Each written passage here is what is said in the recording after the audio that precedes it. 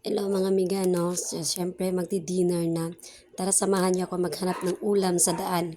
Sa tindahan pala. Since nag-crave ako ng inihaw na isda, tara mamingwit tayo ng isda. So pagdating ko nga dito sa Jifsan, Suba-Suba, malapit lang sa amin, mga 1 kilometro naglakad lang ako. Ito lang yung available nilang isda. Wala yung paborito kong isda, yung parang mabuhangin yung balat. So parang nagdadalawang isip ako kung bibili pa ba ako ng isda o uuwi na lang. Pero since isda nga tayo, no? Ayan, bumili na ako ng bangus, isang bangus, tsaka yung dalawang hiwa na tuna. Ayan, pinaihaw ko na rin para mabilisan lang.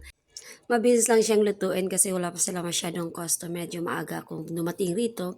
So, ayan, sa mga gusto ng isda, paihaw, ayan. Gypsum sugba-sugma, by Emvel lang. So, ayan, tapos na. Pauwi na ako. Thank you for watching!